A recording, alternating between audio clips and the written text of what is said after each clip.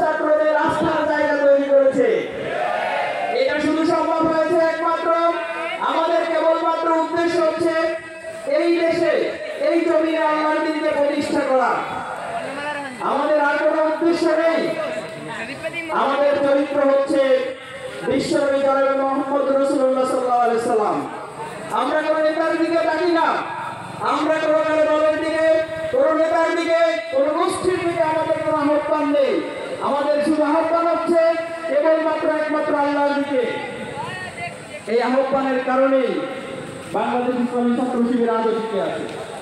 আপনাদের কাছে আহ্বান রাখতে চাই, আপনাদের ছেলে অথবা হচ্ছে অন্যান্য আত্মীয় যারাই আছে, আপনারা সকলে ছাত্র শিবিরের কাছে, ছাত্র শিবিরের সাথে যুক্ত হওয়ার জন্য চেষ্টা করবেন। পাশাপাশি ছাত্র শিবিরের সাথে যেন থাকে।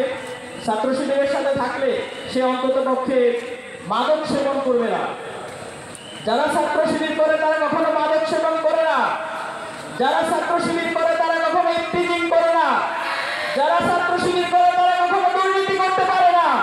যারা ছাত্র শিবির করে তারা কখনো টেন্ডার বাচ্চারাবাজি করতে পারে না। যারা ছাত্র শিবির করে তারা একমাত্র আল্লাহকে ভয় করে দেশের জমিনে ইসলাম প্রতিষ্ঠা করতে চায়।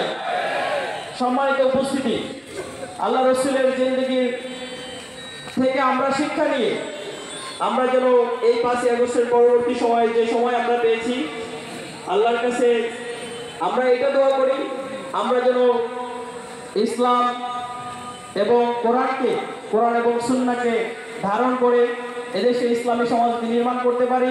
আল্লাহ রাসূলের যে জিন্দেগি ছিল, আল্লাহ রাসূল যে 10 বছর মদিনাতে প্রেসিডেন্টের দায়িত্ব পালন করেছেন, যেই সোনার মদিনা করেছেন, আমরাও চাই এই বাংলাদেশ একটি সোনার বাংলাদেশে পরিণত হবে। আর সেই সোনার বাংলাদেশ গড়তে হলে সোনারূপী মানুষ যারা সোনাকে সামনে পেয়ে বক্ষণ করবে না, এমন কিছু সোনার মানুষ আমরা করতে চাই, যারা হচ্ছে এদেশকে লিড দেবে, যারা এদেশকে ভালোবাসবে, এদেশের সার্বভৌমত্ব রক্ষায় জীবন দিতে প্রস্তুত থাকবে।